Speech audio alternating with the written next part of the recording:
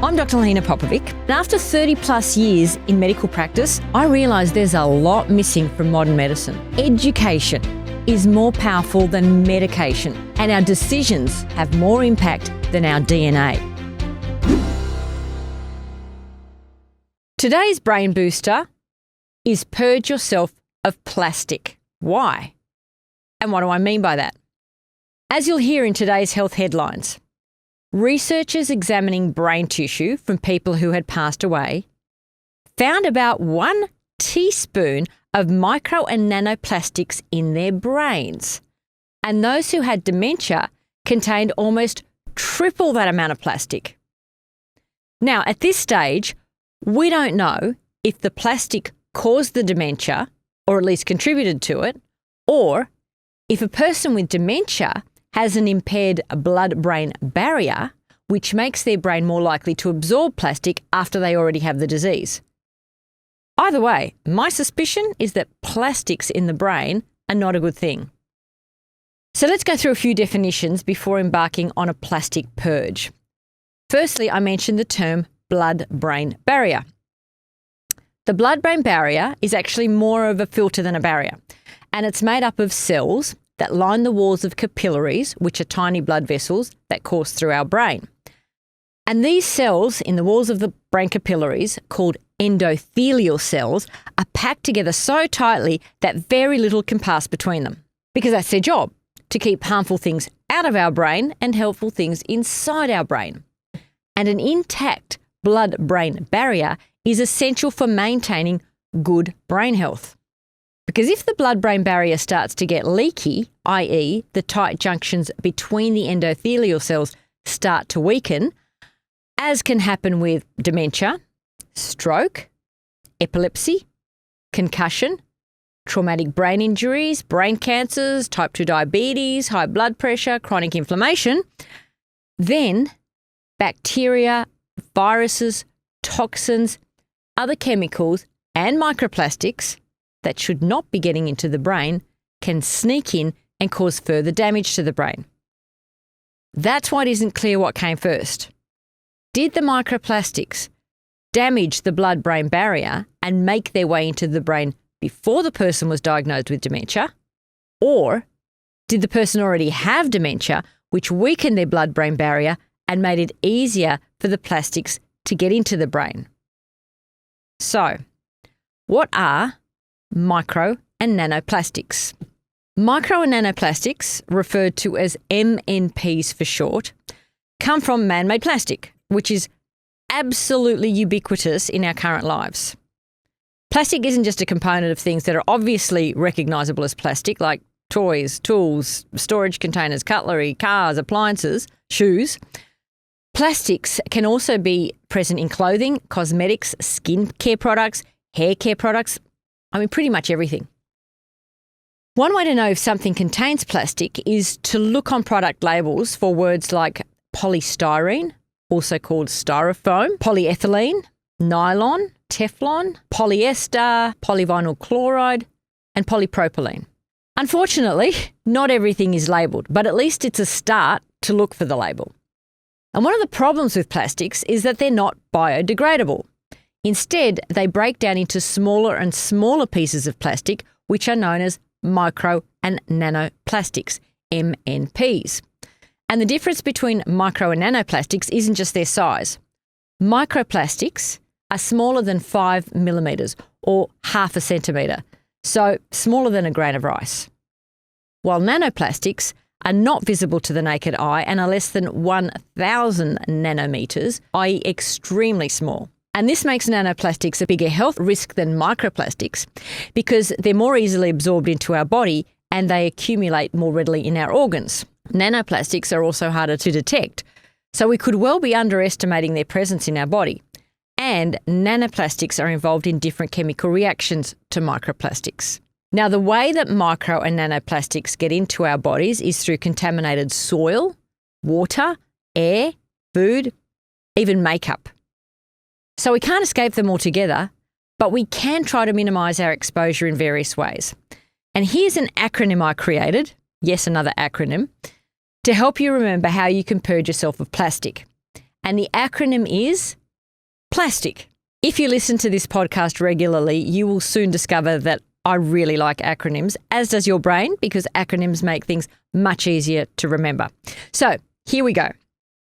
P stands for purify the tap water in your home. Depending on your budget and living circumstances, you can filter your home tap water using just a simple pitcher that sits on your benchtop, known as a pour-through or POU device. And these can use a combination of granular activated carbon, ion exchange, and microfiltration. And obviously, the smaller the pore size, the more microplastics it will filter out.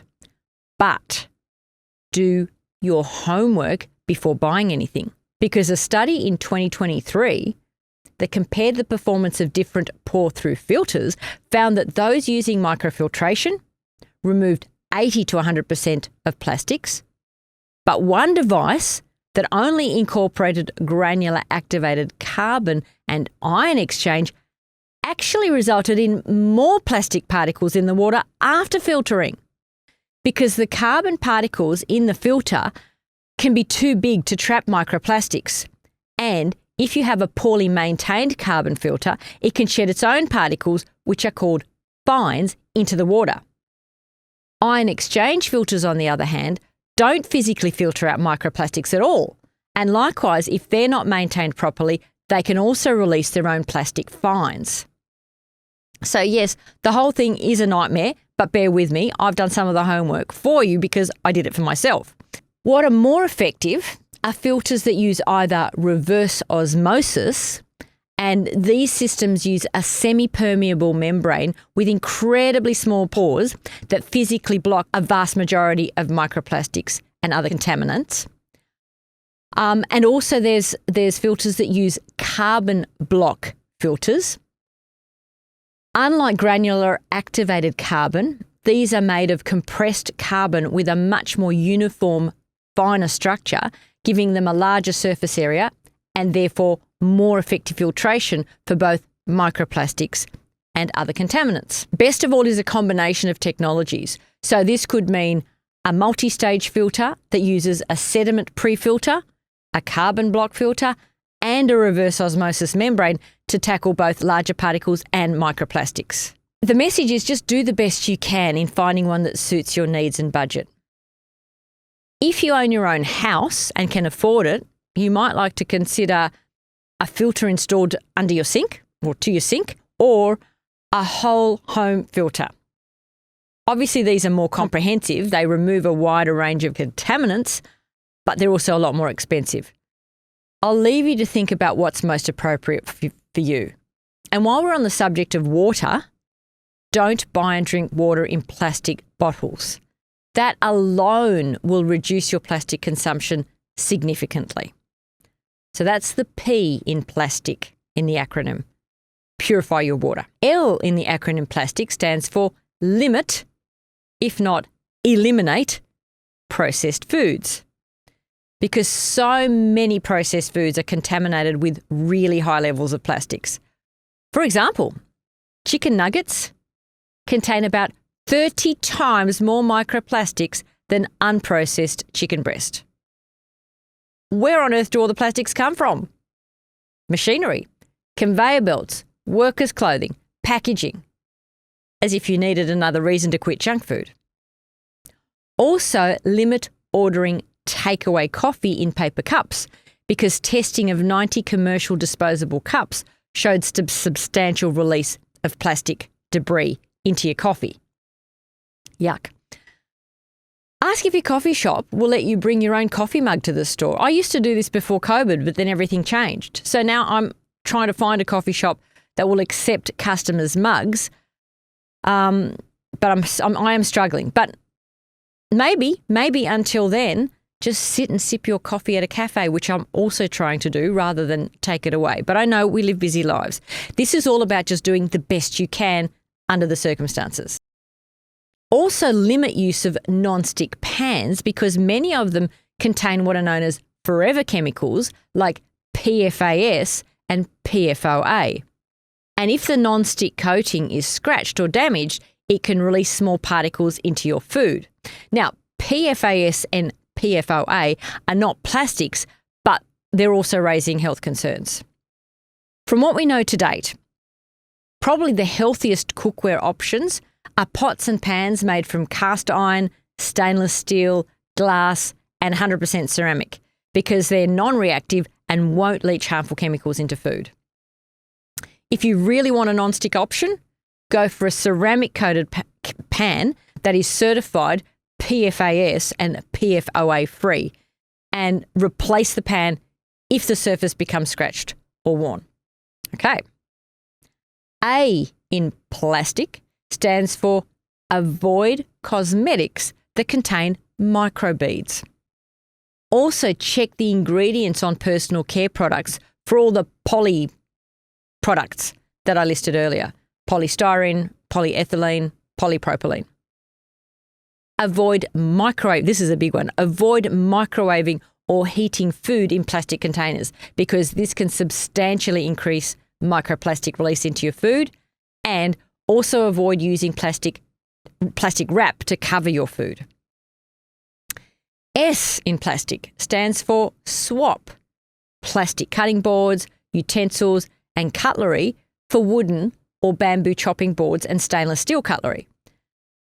Plastic cutting boards can shed particles when you cut on them. And if you want disposable cutlery, like, for a picnic, you can buy wooden ones. Swap tea bags for loose leaf tea because a lot of plastic tea bags release billions of micro and nanoplastics when you brew the tea. And swap plastic food and drink containers for glass or stainless steel. It's a great idea to actually do an audit of all the plastic in your home and try to swap it for the same item made out of wood or steel or some other neutral fabric. Plastics shed. So the more plastic in your home, the more plastic you are potentially inhaling through your lungs or absorbing through your skin. This is also a really good reason to declutter your home. The less stuff altogether, the less plastic. T in plastic stands for tyre pressure maintenance. Keep your car tyres at the right pressure so they don't wear down as quickly because tyres are a huge source of microplastics in the air and oceans. T also stands for try, and I use the word try because this is a hard one. Try to give tinned food a miss, or if you're an American, canned food, because tins have plastic lining. I personally find this step one of the hardest because I like tinned sardines. And let's not forget tinned tomatoes. They're so versatile. Sardines, one of the best sources of omega-3 fatty acids and also a nutrient called choline, essential for good brain health. So this is just my belief. At this stage, I think the benefits of eating sardines outweigh the harms of the plastic lining. But just be aware, the plastic lining in tinned foods can contain bisphenol A, BPA, which is known as an endocrine disruptor, which means it plays havoc with our hormones. And even when the label says BPA free, it can still contain BPS, bisphenol S, which is a very similar chemical and probably has much the same harmful effects as BPA. It just hasn't been studied as widely. But it allows manufacturers to label their product as BPA free. But if it's been replaced with BPS, it's probably not going to be any healthier. Why the plastic lining in tins? Apparently it protects the contents of the can from contamination and it increases shelf life.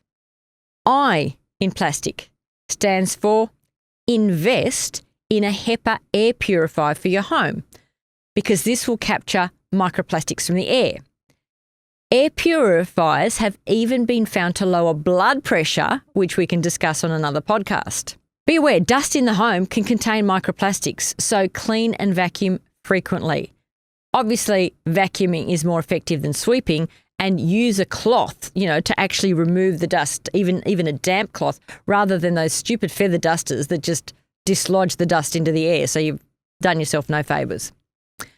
And C in plastic stands for choose clothes made from natural materials like cotton, linen, silk, or wool. Cotton and wool shed far fewer microfibers than synthetic materials during washing.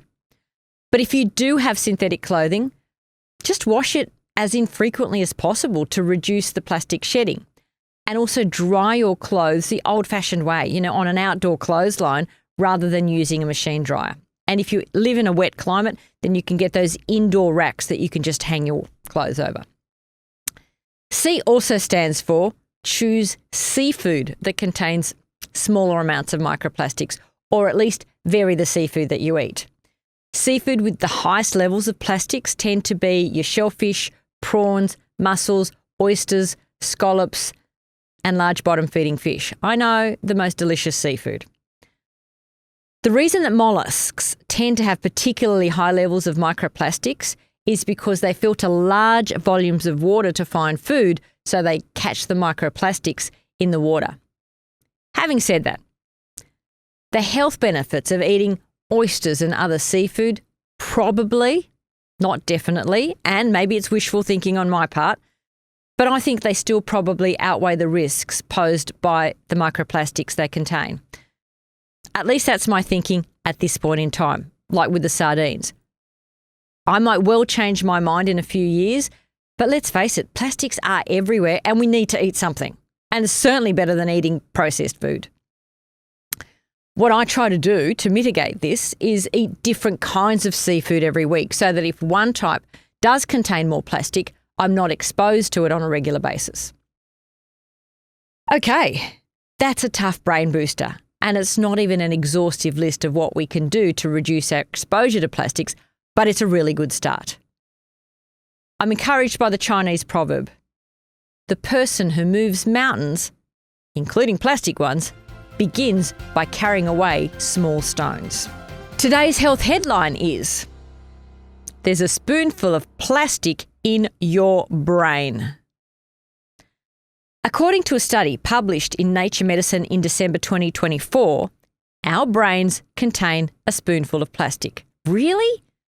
Let's take a closer look at the study and the whole microplastic scene. As I mentioned in today's Brain Booster, plastics have become absolutely ubiquitous in modern life. They are found absolutely everywhere, on every continent, on every mountain. Over time, larger plastic items degrade into smaller particles, micro and nanoplastics, which I'll refer to as MNPs, and these MNPs can infiltrate our water, soil, food chains, and therefore ultimately the human body. Now, while the environmental impacts of microplastics are well documented, human health consequences are only just beginning to be understood. So our exposure to microplastics occurs by several routes. 1, ingestion through contaminated food and water. 2, inhalation of airborne fibres and fragments. And 3, skin contact, so that means cosmetics and personal care products. Once in the body, what do MNPs do? Some could make their way into organs like the gut, liver, kidney, lungs, brain, even testicles, where they could persist and accumulate. Several studies have found that MNPs could also penetrate the placenta to reach the unborn child, which is probably the greatest worry of all. So how might microplastics be harmful to human health? Microplastics that we ingest with food or water could cause physical irritation of our gut lining, changes in our gut microbiota, which is the trillions of bacteria that live inside our gut, and the microplastics could also disrupt all the chemical reactions that are taking place. A systematic review found that exposure to MNPs, specifically polyethylene, polystyrene, PET, and PVC, was associated with reduced microbial diversity, so less different species of bacteria, loss of beneficial bacteria, and impaired short-chain fatty acid production. None of these things is good news for your gut. Other studies have shown that MNPs cause inflammation, oxidative stress, and problems with fat metabolism. So MNPs are a spanner in the works on multiple levels, And that's just what they're doing to our gut. When we inhale MNPs from synthetic textiles, tyre wear, indoor dust, they can deposit in our airways, our respiratory tract, and thereby they can reach our lungs. And here the same things can happen as in our gut: irritation, upset to our good lung bacteria, and mitochondrial damage. I'll talk more about mitochondria in future podcasts, but for now, think of mitochondria as the batteries in our cells. Mitochondria convert the food we eat into usable energy, and mitochondrial dysfunction is at the root of many common chronic diseases. Also, once nanoplastics reach our lungs, they're small enough to escape into our bloodstream and get carried far and wide throughout our body. Another study found that some of the plaques that were surgically removed from people who had blocked arteries could also contain MNPs, and the patients whose plaques contained plastic were more likely to die of a stroke or a heart attack over the next 3 years. And could MNPs be contributing to infertility? Researchers have studied this as well and found that MNPs could interfere with the way hormones work and cause damage to the developing fetus. The other thing MNPs do is they activate our immune system because they're a foreign entity, and it's the role of our immune system to attack and destroy anything that doesn't belong to our body. So there could be collateral damage to our immune system where it becomes either overactive or underactive. So it could be contributing to arthritis. It could be contributing to all those autoimmune diseases that we're also seeing at pandemic rates. Another issue with NMPs is that they can absorb or carry other pollutants like heavy metals, PAHs, and endocrine disruptors. So MNPs act as a vector, as Trojan horses, delivering other toxins into our bodies. And in today's Brain Booster, I mentioned a study led by Dr. Matthew Campen at the University of New Mexico, published in December 2024, so very recent. They identified significant amounts of plastic in the brain, liver, and kidneys of both young and old people who had undergone a brain autopsy. So let's dive deeper into that study because it really has far-reaching implications. The region of the brain that was examined, sampled for the microplastics, was the frontal cortex. This is the frontmost part of our brain. It's the largest lobe of the brain, and it's responsible for higher level functions like planning, organising, decision-making, abstract thinking, interacting with others, knowing how to behave in social situations. So intact frontal lobes ensure that we control our impulses in an appropriate way and that we're capable of judging multiple pieces of information to solve problems. Collectively, these are referred to as executive functions. So our frontal lobes, executive functions. And damage to the frontal lobes can result in impairment of a person's judgment and also their motor control, and they can have personality changes. So it's a big deal. So that's the part of the brain the researchers took biopsies from. And they reported that brain tissue contained about a teaspoon of MNPs, between 7 and 30 times more plastic than was found in the same person's liver or kidney tissue. I knew that our brain was plastic, as in able to be moulded, as in neuroplastic, but not in the literal sense. And the dominant plastic in the brain was polyethylene, PE. It accounted for up to 75% of the plastic that the scientists found.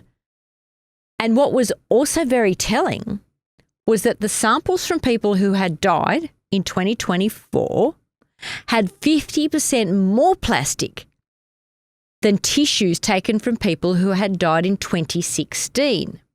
So what that means, or at least suggests, is that increased amounts of plastic in our body and brain mirror the increased amounts of plastic in our environment, because plastics have increased in our environment in that time, logically also in our body.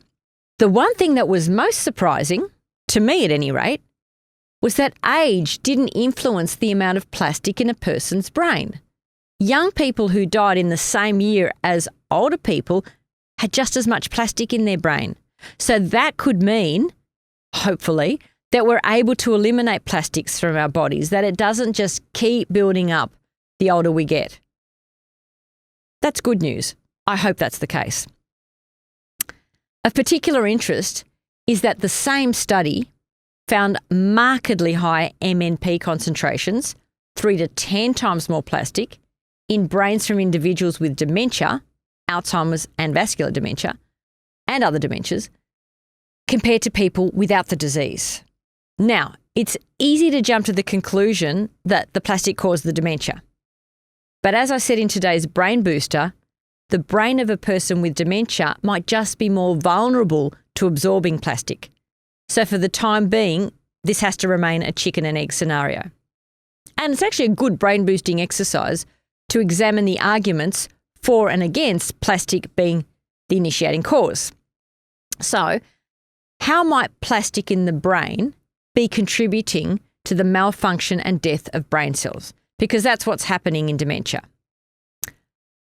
The really tiny nanoplastics, they might actually be able to cross the blood-brain barrier even if it's intact, because they're so small they can slip between the tight junctions between cells.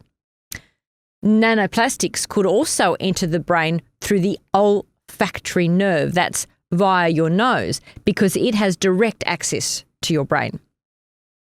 Then, once inside the brain, NMPs are likely to trigger the activation of the brain's resident immune cells. These are called glial cells.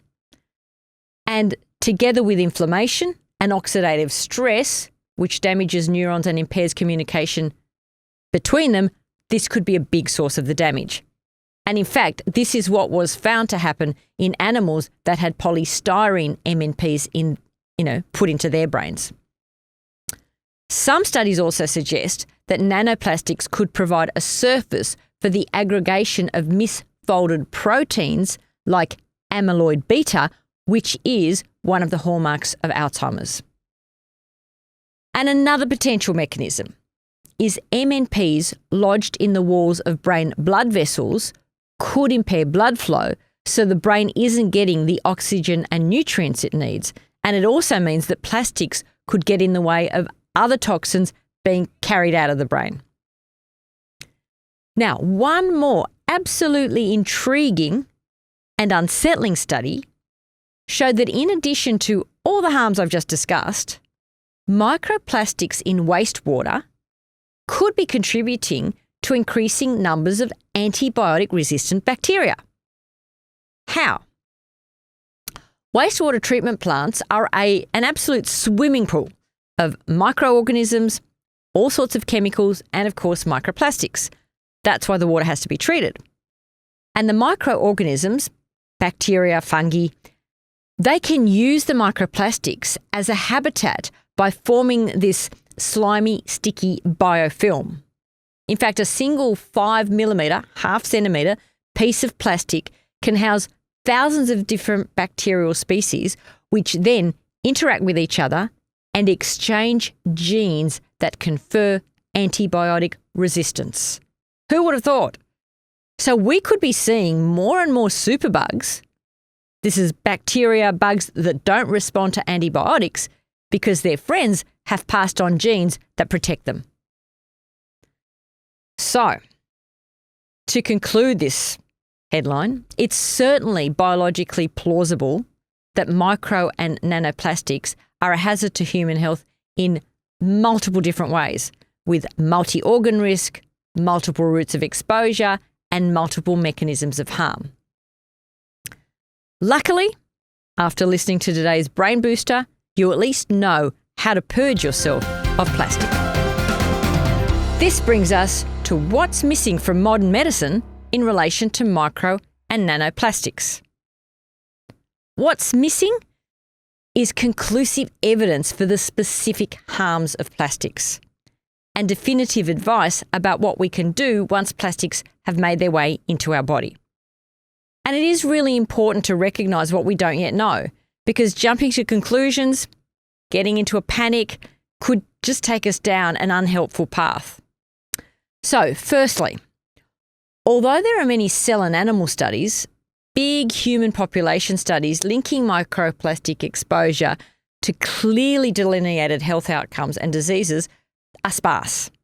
We don't yet know how much plastic exposure is needed to cause harm. What types of plastics are the most harmful? What particle size matters most? And how long you need to be exposed to plastics for them to start wreaking havoc. I mean, there's a lot of different plastics around. Does shape matter? Chemical composition? Surface coatings? I'm sure they all do make a difference, but we just don't know what that is yet. Also, people are exposed to a lot of other pollutants, so it's actually difficult to isolate a pure micro or nanoplastic effect. We don't know how long MNPs remain in tissues, how the body clears them, what individual variability exists. Some people might be more sensitive to plastics than others, and that could be based on their genes or pre-existing medical conditions. This is all really plausible, but we just don't know yet. And we also know little about which populations, babies, children, pregnant women, older people, who's most vulnerable. And we don't fully understand how plastic particles move through our body. We don't know how much is absorbed in the gut or lungs. We don't know how much enters our circulation, our blood. We don't know which organs absorb the most plastics. Although, having just read that last study, the brain looks like a candidate for high levels of absorption. And we're not even sure how the plastics actually deposit or lodge in tissues. So what we need, and fortunately it is happening, is ongoing research to refine our understanding of which plastics, at what doses, for which individuals, and via which routes generate the greatest risk. This is a huge topic because given the enormous scale of plastic pollution, even small health effects per person could translate into really large public health impacts. So do the best you can to at least reduce your exposure. Which brings us to today's weather report from Steve in North Sydney. I'd like to know whether microplastics cause gut disorders like inflammatory bowel disease and whether eating specific foods like blueberries can block the absorption of microplastics or help clear them out of our bodies. This is such a great question, Steve. And in fact, your question is what prompted me to dedicate this entire podcast to a discussion of microplastics. So the short answer is yes. Research shows a significant correlation between microplastics and inflammatory bowel diseases, IBD. We'll just call them IBD for short. The two most common examples are ulcerative colitis and Crohn's disease. And what researchers found is that fecal micro and nanoplastic concentrations are significantly higher in IBD patients compared to healthy individuals. There was one 2022 study found that IBD patients had almost 50% more, 49.3% to be precise, more MNPs than people without IBD. So the good news to emerge from this study is we can excrete plastics. The goal is to figure out how we can increase our excretion of plastics, not just through feces, but also maybe urine and sweat. As for the mechanisms by which NMPs could cause IBD and other gut disorders, it's basically the things I mentioned earlier in today's health headline. Inflammation is a big one, and inflammation is a hallmark of inflammatory bowel diseases. Changes in our gut microbiome, the trillions of bacteria that live in our gut. And in fact, this is really worrying, the plastic-induced changes in our gut bacteria look very similar to the changes seen in colon cancer. So are plastics increasing the risk of colon cancer? We know that that's definitely on the rise, and even more so in young people. So watch that space. And plastics could also disrupt our intestinal wall. So it could cause what's known as a leaky gut, which potentially allows MNPs to pass into the bloodstream and cause damage further afield in the body. Another notable finding is that the more plastic in a person's feces, the more severe their IBD, their inflammatory bowel disease. And micro and nanoplastics haven't only been found in feces, they've also been found in the actual intestinal tissues of IBD patients, including in ulcerative lesions, which are tiny open sores that can be found in the lining of a person's bowel. Okay, now as for whether or not you can block absorption of micro and nanoplastics or clear them via diet, exercise or saunas, the short answer is, at this stage of the science, your best bet is to take the steps I outlined in today's Brain Booster to reduce your exposure to MNPs in the first place. Purge yourself of plastic. Because the research on clearing out plastics from our body after they're already in there is very limited, and many claims are just speculative. While not proven specifically for plastic clearance, yes, a diet rich in antioxidants, berries, leafy greens in particular, and also maintaining good hydration, regular physical exercise, and sweating it out in a sauna, they could well support overall detoxification, but they haven't been specifically studied in relation to microplastics. And with respect to our brain, sleep is when our brain detoxifies. It's a remarkable process. While we sleep, the spaces between our brain cells expand, and a liquid known as glymphatic fluid washes through our brain and carries out toxins that have built up during the day. So as far as your brain detoxifying is concerned, I'd put sleep at the top of your list. 7 to 9 hours of good quality shut-eye. Because if you don't get enough sleep, your brain doesn't have time to remove all the toxins. As for products or programs claiming that you can flush out microplastics or detox plastic via diet X or exercise Y, I'd be really cautious because the science is still very, very nascent. And if plastics lodge in organs, how are you simply going to be able to sweat them out? You've got to get them out of the organ first. So the bottom line is we mustn't let what we don't know stop us from doing what we do know. Memorize the acronym PLASTIC to reduce your exposure. And as for getting it out of your body, sleep it off and sweat it out. Please note that this podcast is for general information purposes only.